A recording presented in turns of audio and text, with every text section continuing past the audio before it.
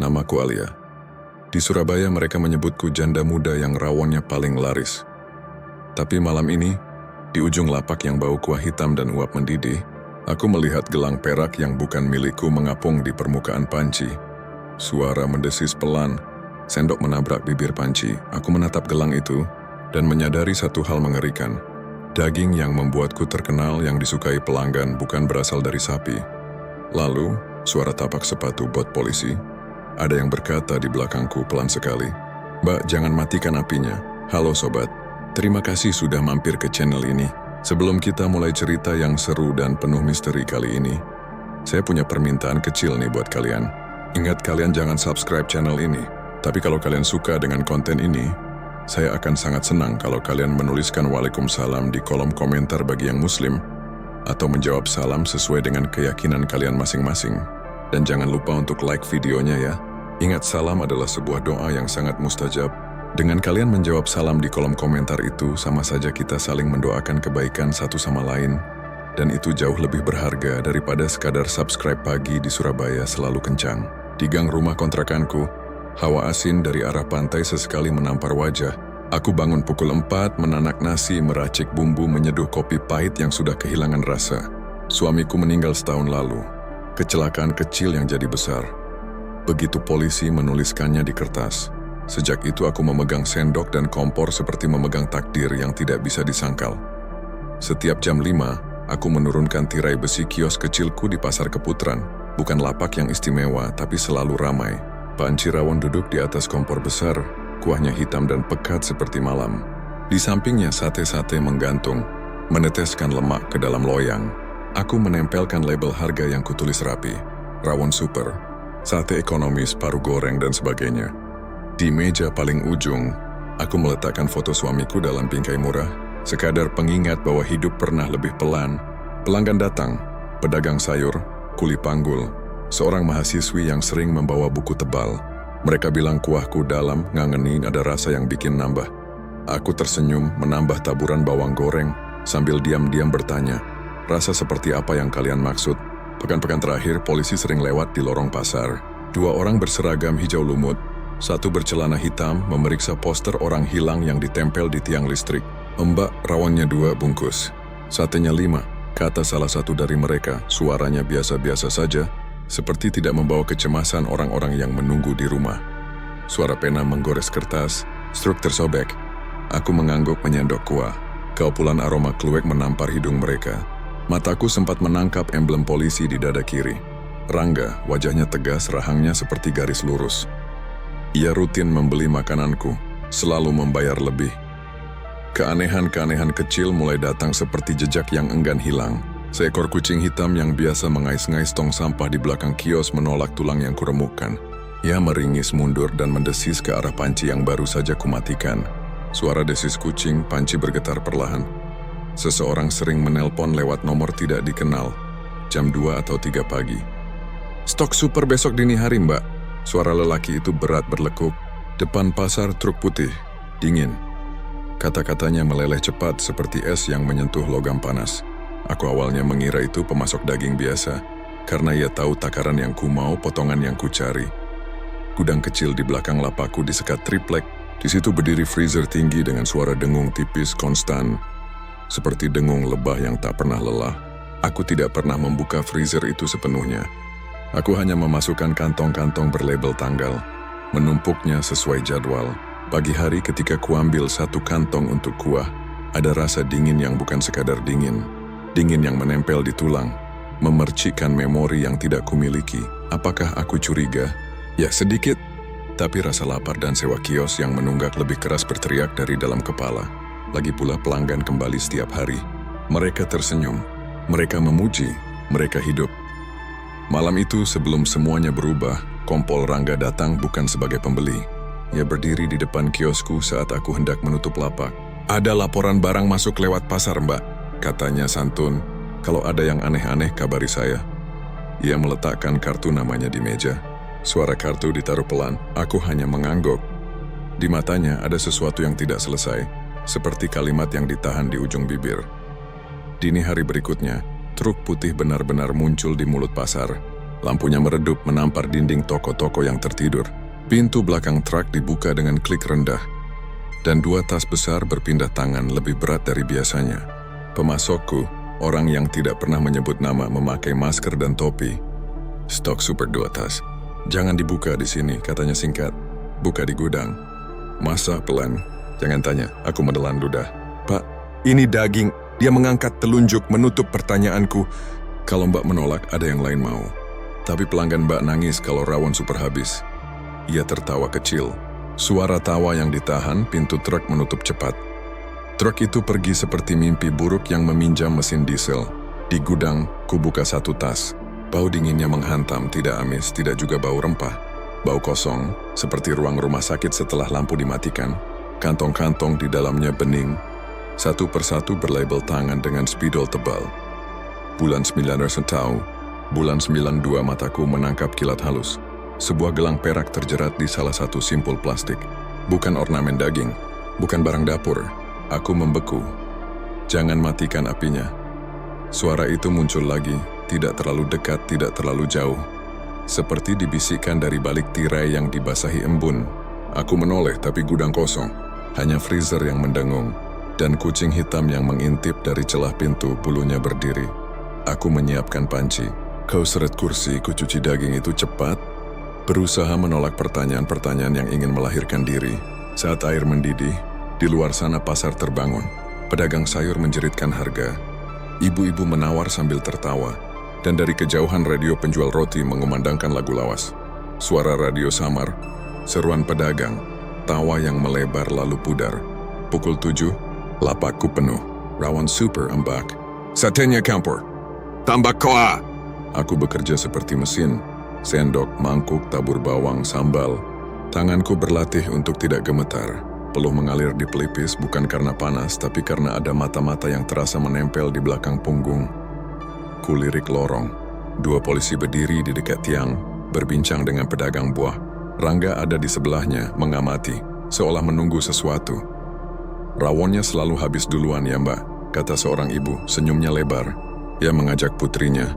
Gadis kecil berambut poni, menyendok kuah, matanya berbinar. Anak saya makan kalau rawon Mbak Alia. Senyumku retak di pinggir. Alhamdulillah Bu, ponselku bergetar, pesan tanpa nama. Malam ini kiriman lagi. Jangan telat, jaga mulut. Ku kunci layar. Di meja kartu nama Kompol Rangga menunggu seperti pilihan yang sama-sama buruk. Diam atau bicara. Siang menjelang, panas kios menusuk kulit. Seorang pemuda vlogger yang sering datang menggoda.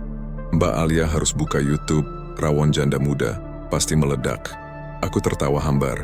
Nanti kalau sudah berani. Saat sore jatuh, pasar selalu berubah. Bayangan memanjang, tawa mengecil, suara melambat. Di jam-jam inilah keanehan makin akrab. Aku sering mendengar langkah kaki berhenti di depan gudang. Lalu hilang begitu kubuka pintu. Aku menebak itu maling atau tetangga lapak. Tapi satu malam saat aku mengintip lewat celah, aku melihat pantulan seragam di jendela freezer. Garis perak di pundak, emblem polisi. Aku memejam, menghitung pelan. 1, 2, 3. Kubuka pintu, kosong, hanya lampu redup memantulkan wajahku sendiri. Aku memutuskan, besok aku akan mendatangi Rangga. Tapi malam itu, truk kembali datang lebih cepat. Pemasok mengetuk 3 kali. Ritme yang membuat jantungku mengikuti. Stok super tambahan. Permintaan naik. Pak, suaraku pecah. Ini dari mana? Ia menatapku dari balik masker. Jangan mencampur adonan dengan doa, Mbak. Rasa tidak suka diganggu, aku mundur. Mengangkat tas-tas itu terasa seperti memikul batu nisan. Kucatat tanggal, kurapikan. Tapi saat itu pula aku melihat gelang perak yang lain terselip di bawah tas. Hampir sama tapi lebih tipis. Aku merinding. Sempat terlintas gelang ini seperti milik seorang mahasiswi langgananku. Pagi berikutnya rawon super habis sebelum jam 9. Orang-orang memuji lagi. Di sela-sela pujian, aku mendengar bisik yang bukan suara pelanggan, bukan juga angin. Kamu tahu, kamu sudah tahu. Ku cuci panci lebih keras. Seakan bisa menghapus kalimat-kalimat yang tidak mau selesai itu. Sore, Rangga datang seorang diri. Ia tidak memesan apapun. Mbak Alia boleh bicara? Boleh Pak, kami mendapat laporan. Ada pergerakan barang gelap melewati lorong Anda. Ada yang memakainya untuk olahan. Ia memilih kata-katanya hati-hati. Ada 3 orang hilang bulan ini. Terakhir terlihat dekat pasar. ia menatapku lebih lama dari biasanya. Kalau Mbak melihat benda-benda seperti milik pribadi, gelang, jam tangan, di tempat yang tidak semestinya, tolong kabari saya.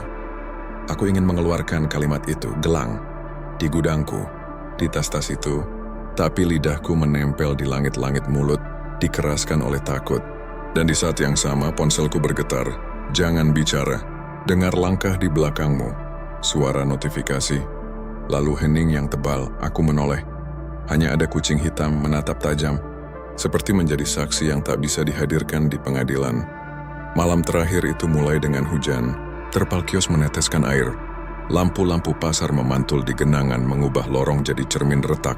Aku sendirian di gudang, kecuali kucing hitam yang duduk di atas kardus, ekornya bergerak kecil-kecil. Freezer berdengung seperti doa yang ditahan. Kukumpulkan keberanian, kupotret gelang perak yang kutemukan. Kuketik pesan untuk Rangga, "Pak, saya mau bicara sekarang." Jempolku hover tepat di atas tombol kirim. Ketika pintu gudang digedor sekali, keras, duk. Buka, Mbak, pengiriman telat. Banyak yang minta. Suara itu berat, datar, familiar, pemasok, aku menahan napas.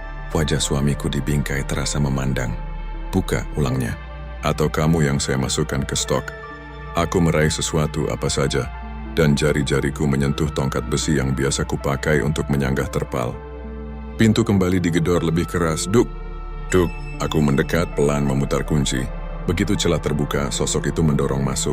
Topi, masker, jas hujan gelap. Di belakangnya lorong pasar kosong. Hujan mengusir semua niat, bahkan niat berteriak. "Gelang itu jangan kau simpan," katanya datar. Mata menyorot ke ponselku. "Kamu tidak mengerti permainan ini. Dari mana ini semua? Suaraku seperti angin hilang arah. Dari tempat yang menukar sunyi dengan uang. Kamu menculik mereka." Ia tertawa pendek. "Aku cuma kurir. Siapa lalu yang memesan? Siapa yang butuh? Siapa yang makan?" Pertanyaan-pertanyaan itu berputar seperti kipas tua di langit-langit, tidak memberi angin, hanya membuat suara yang ngos-ngosan. Tiba-tiba, di luar gudang langkah kaki terdengar lebih dari satu, lebih dari dua, dan bersamaan dengan itu seren menetes lewat hujan. Pemasok menegang. Aku menatapnya, ia menatap balik. "Kau bicara?" Aku menggeleng, setengah jujur, setengah pengecut. Pintu gudang terbuka lebar. Rangga dan 2 polisi masuk, lampu senter menyapu ruangan. "Berhenti!" teriak Rangga. Senjatanya terarah, suara tegas seperti garis tinta yang tidak bisa dihapus. Pemasok mundur 2 langkah, matanya bergerak cepat, memperkirakan jarak, lubang, lintasan. Lalu dalam 1 detik yang panjang, ia menendang sesuatu ke arahku, tas tepat ke panci rawon di kompor. Blesh! Tas itu terbuka. Gelang perak yang kusorot tadi entah bagaimana, jatuh ke dalam kuah yang bergolak. Bau kluwek menelan hujan, uap naik seperti kabut yang bingung. "Rangga," suaraku serak. "Ini diam!" potong pemasok. Dan ia lari menembus pintu belakang, menabrak rak-rak plastik. 2 polisi mengejar, langkah mereka memecahkan genangan. Tinggal kami berdua, aku dan Rangga di gudang yang kini bau takut. Rangga mendekat ke panci yang mendidih, menatap sesuatu yang mengapung. Gelang perak yang entah milik siapa. Di sampingnya sesuatu yang bulat. Tidak tidak boleh kudeskripsikan. Aku memalingkan muka, menelan rasa yang naik di tenggorokan. "Mbak Alia," kata Rangga pelan, berbeda dari biasanya. "Sejak kapan kau terima kiriman ini?"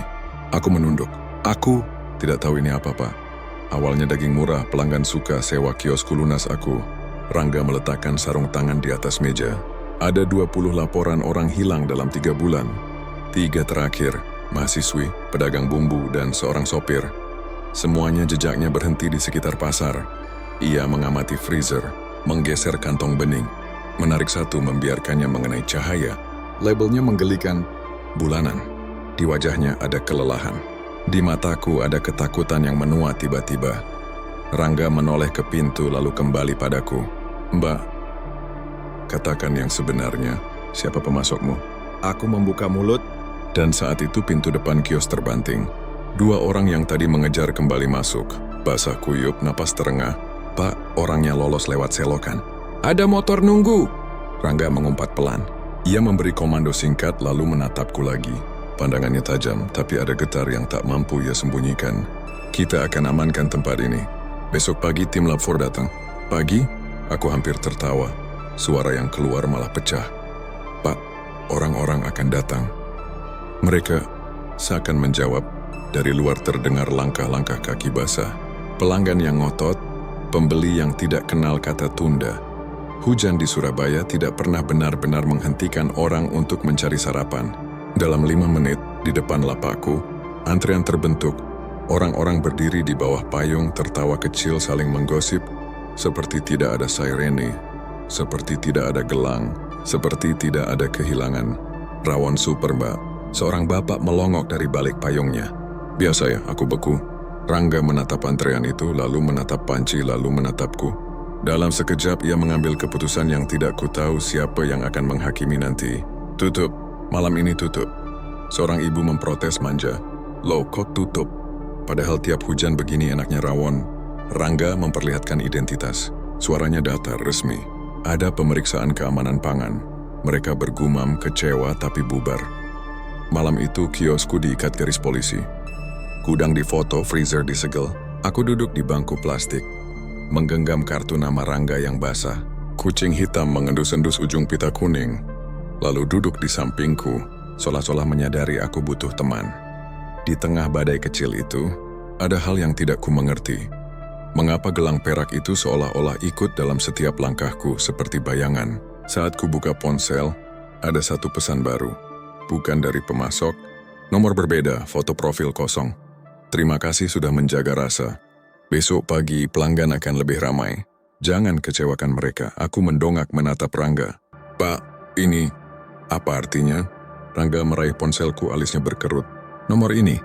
Ia berhenti, seakan begitu saja menabrak sesuatu yang tak kasat mata.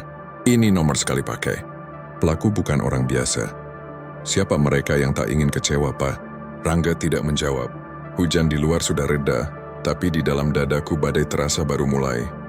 Pukul 2 dini hari, setelah semua dirapikan, Rangga mengantar aku pulang. Jalanan basah memantulkan lampu-lampu kota. Kita akan jaga lapakmu besok, katanya. Kalau pemasok datang, kami tangkap. Aku mengangguk meski bagian di kepalaku yang lain berbisik. Kalau mereka bukan cuma pemasok, kalau mereka adalah kita. Pak, tanyaku, kalau semua ini, kalau memang, bagaimana saya menghadapi pelanggan? Rangga tak langsung menjawab. Mbak Alia, orang lapar seringkali memilih untuk tidak melihat selama piringnya penuh. Kalimat itu jatuh pelan, seperti daun yang tidak jadi menimpa tanah. Di rumah, aku duduk di lantai. Dinding tipis menyimpan gema pasar. Gelak tawar-menawar cerita yang tak pernah habis. Kucing hitam mengikut meringkuk di tikar. Aku memejamkan mata mencoba tidur, tapi suara langkah seperti tetap mengitari ranjang. Dup. Dep, pendek dan teratur. Pagi berikutnya Surabaya kembali cepat. Di pasar orang berkumpul di depan garis polisi. Sebagian marah, sebagian penasaran, sebagian mengambil foto. Rawon janda muda ditutup, tulis seseorang di media sosial di bawah foto pita kuning yang meliuk seperti ular malas. Tim Lab 4 datang. Mereka bekerja dalam diam. Sarung tangan berbunyi krek setiap dipakai. Beberapa kantong dari freezer dibawa, panci disegel. Seseorang mengangkat gelang perak dari dalam panci, kilau yang terasa menghina pagi. Rangga berdiri tak jauh, menandatangani berita acara. Lalu sesuatu terjadi. Seorang laki-laki tua dengan topi pet, pelanggan setiaku, mengangkat suara. Pak, kalau cuma karena kabar-kabaran jangan tutup. Kami ini sudah biasa makan di sini. Yang lain menyahut, betul. Rawon ini menyelamatkan pagi kami. Kalau tutup, kami sarapan di mana? Mereka protes berlapis-lapis seperti tembok yang dibangun dari rasa lapar dan kebiasaan. Di sudut seorang perempuan yang jarang kulihat berdiri tenang, memotret lalu mengirimkan sesuatu dari ponselnya. Entah kenapa bulu kuduku meremang ketika pandangku bersitatap dengannya. Ia tersenyum tipis, senyum yang tidak menghangatkan siapapun. Di tengah gaduh itu seorang petugas Lab 4 berbisik pada Rangga.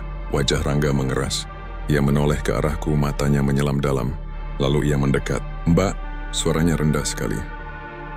Bisa ikut ke kantor? Kenapa? Ia ragu lalu menunjukkan plastik kecil bersegel. Di dalamnya ada serpihan serat kain, sisa cat kuku merah, dan aku seperti melihat diriku sendiri tanpa cermin. Helai rambut panjang hitam. Ini ditemukan di freezer. Dan ia menelan air liur. Ini cocok dengan sampel sikat rambut di rumah, Mbak. Aku terpaku. Tapi, itu masuknya bagaimana? Rangga tidak menjawab. Di matanya, Ada sesuatu yang berkecamuk, keraguan yang digilas prosedur. Kerumunan mulai berbisik, kata pelaku melayang-layang seperti lalat, menghinggapi lidah orang-orang yang kemarin memujiku. Sebagian memandang kasihan, sebagian memandang seperti baru saja menemukan plot sinetron. "Pak, saya dijebak," kataku, suara memohon. "Pemasok itu yang semalam," aku mengangguk. Dia menendang tas itu ke panci. Dia bisa saja menaruh apapun di freezer. Benar, tapi sampai kami tangkap dia semua bukti mengarah ke lapak Mbak. Kalimat itu terasa seperti garis polisi yang sekarang dipasang di leherku sendiri. Rangga memberi isyarat, petugas mendekat. Tanganku terasa dingin ketika borgol menyentuh pergelangan. Logamnya seperti membekukan nadi. Kucing hitam melompat berdiri di bawah bangku, matanya nyalang pada semua orang seolah ingin mengingat wajah-wajah mereka. "Pak, beri saya 1 menit," pintaku. Rangga mengangguk, rautnya berat. Aku berdiri menghadap kerumunan, pelanggan, tetangga lapak, orang asing yang hanya ingin menonton. "Kalau selama ini kalian suka rasa rawonku," kataku, "ingatlah juga wajah-wajah yang hilang di poster itu." Kerumunan hening. Hujan ringan turun lagi, menetes di ujung terpal, menandai jeda yang terlalu panjang. Sebagian menunduk. Saat mobil polisi membawaku, aku melihatnya. Perempuan dengan senyum tipis tadi berdiri di pinggir lorong. Ia mengangkat pergelangan tangannya yang halus. Ada gelang perak yang sama, kilau yang terlalu akrab. Ia menyentuhnya, pelan, seperti mengingat sesuatu yang menyenangkan. Pandangannya mengait milikku, memastikan aku melihat. Lalu ia membaur ke dalam pasar, menghilang seperti ayat yang sengaja dihapus dari kitab harian kita. Di dalam mobil, Rangga memalingkan pandang. "Saya percaya di sini ada sesuatu yang lebih besar," katanya nyaris tak terdengar. "Tapi untuk membuktikannya kita butuh waktu, dan orang-orang yang mau melihat." Aku menatap keluar jendela. Antrean di lapakku meski di garis polisi mulai terbentuk lagi. Orang-orang berdiri, bertanya kapan buka, meributkan sarapan. Seorang pedagang di 2 kios dari tempatku, yang jarang kulihat ramai, tiba-tiba penuh. Pemasok berdiri di sana, atau seorang yang mirip, menyelinap di balik rombong, wajahnya tersamar topi. Aku tidak yakin, yang menyakitkan adalah ini. Pasar tidak pernah benar-benar peduli selama piring mereka terisi. Di kantor mereka mengambil sidik jariku, menuliskan namaku, menyuruhku menunggu. Udara di ruangan itu dingin. Tidak seperti dinginnya freezer, tapi dingin yang membuat bahu susah diturunkan. Di dinding jam berdetik, tik, tok, tik, tok. Seakan menghitung kembali langkah-langkah kaki yang mengitari hidupku beberapa pekan terakhir. Rangga keluar masuk, membisikkan sesuatu pada rekan. Aku duduk menatap lantai, lalu menatap ponsel yang akhirnya dikembalikan sementara. Ada 1 pesan masuk, tanpa nama, tanpa foto profil. "Kamu akan keluar. Pasar butuh rasa. Kita semua butuh rasa. Kamu pun, Alia." Aku menatap layar sampai tulisan itu memudar. Kita semua butuh rasa. Kalimat yang terdengar seperti doa buruk, atau semacam kontrak yang kutandatangani dalam tidur. Malam turun lagi. Di jendela kantor, lampu-lampu kota seperti bintik minyak di kuah rawon. Hitam, mengembang di tepi. Aku menutup mata dan menceritakan ini pada kalian, penonton YouTube yang mungkin sedang memegang ponsel di kamar gelap, atau menyalakan speaker kecil di dapur. Kalian mungkin bertanya-tanya, apakah aku bersalah? Aku ingin menjawab, aku lapar akan hidup yang mudah. Aku ingin percaya bahwa itu bukan dosa, tapi setiap rasa punya harga, dan kadang yang menagih bukan lagi manusia. Rangga masuk. Wajahnya tampak lebih tua dari tadi pagi. "Ada kabar," katanya. Pemasok melarikan diri, namun ada rekaman CCTV yang samar. Perempuan yang berdiri di dekat lapakmu pagi tadi, nafasku tertahan.